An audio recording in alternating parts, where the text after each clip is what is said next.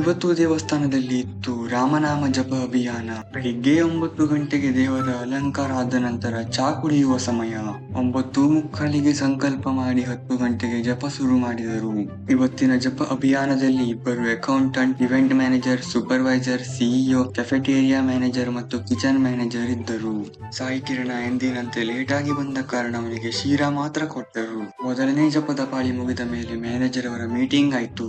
ಎರಡನೇ ಪಾಳಿ ನಡೆಯುತ್ತಿರುವಾಗ ಕೃಷ್ಣಣ್ಣ ಬಂದು ಡ್ಯಾನ್ಸ್ ಮಾಡ್ದ. ಅವನಿಗೆ ಚಾ ಮತ್ತು ತಿಂಡಿ ಕೊಟ್ಟು ಸಮಾಧಾನ ಮಾಡಿದರು. ಯಾಕೆಂದರೆ ಎರಡನೇ ಜಪದ ಪಾಳಿಯು ಮುಗಿದಿತ್ತು.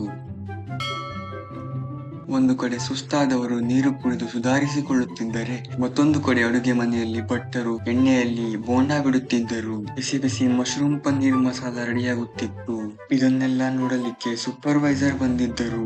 ಮೂರನೆಯ ಪಾಳಿ ಮುಗಿದ ಮೇಲೆ ಎಲ್ಲರಿಗೂ ಅವಲಕ್ಕಿ ಪಲಾವ್ ಮತ್ತು ಬೋಂಡಾ ಕೊಟ್ಟರು. ಇದನ್ನು ಸೂಪರ್ವೈಸರ್ ಮೇಲೆ ಕುಳಿತು ನೋಡಿದರು. ನಾಲ್ಕನೇ ಪಾಳಿ ನಡೆಯುತ್ತಿರುವಾಗ ಸೂಪರ್ವೈಸರ್ ಬಂದು ಲೆಕ್ಕ ನೋಡಿ ಸಹಿ ಹಾಕಿ ಹೋದರು. ಆರನೇ ಪಾಳಿ ಮುಗಿದ ಮೇಲೆ ಊಟದ ವ್ಯವಸ್ಥೆ ಶುರುವಾಯಿತು.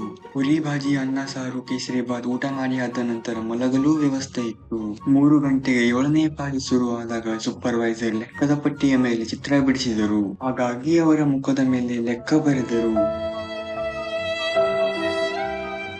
8ನೇ ಪಾಳಿ ನಡೆಯುತ್ತಿರುವಾಗ ಎಲ್ಲರಿಗೂ ನಿದ್ದೆ ಬಂದ ಕಾರಣ ಚಾ ವ್ಯವಸ್ಥೆ ಮಾಡಿದರು. ಈಗ ರಾತ್ರಿ 8 ಗಂಟೆ. ಇದು 12ನೇ ಮತ್ತು ಕೊನೆಯ ಪಾಳಿ. ನಿದ್ದೆ ಕಂಡಲ್ಲಿ ಲೆಕ್ಕ ಮಾಡುತ್ತಿದ್ದ ಸಾಯಿ ಕಿರಣನಿಗೆ ಸೂಪರ್ವೈಸರ್ ನೋಡಲೇ ಇಲ್ಲ. 3,08,000 ಜಪ ಆದ ಮೇಲೆ ದೇವಸ್ಥಾನದಲ್ಲಿ ಪೂಜೆ ಆಯಿತು. ರಾಮದೇವರ ಪೂಜೆ ಆದ ನಂತರ ಎಲ್ಲರಿಗೂ ಪ್ರಸಾದ ಹಂಚಿದರು. ಎಲ್ಲರೂ ಪಲಾವ್ ತಿಂದು ಮಜ್ಜಿಗೆ ಕುಡಿದು ಮನೆಗೆ ಹೋದರು. ಪಲಾವ್ ಬೇಕಾದವರು ವಿಡಿಯೋಗೆ ಲೈಕ್ ಮಾಡಿ, ಫ್ರೈಡ್ ರೈಸ್ ಬೇಕಾದವರು ಕಮೆಂಟ್ ಮಾಡಿ.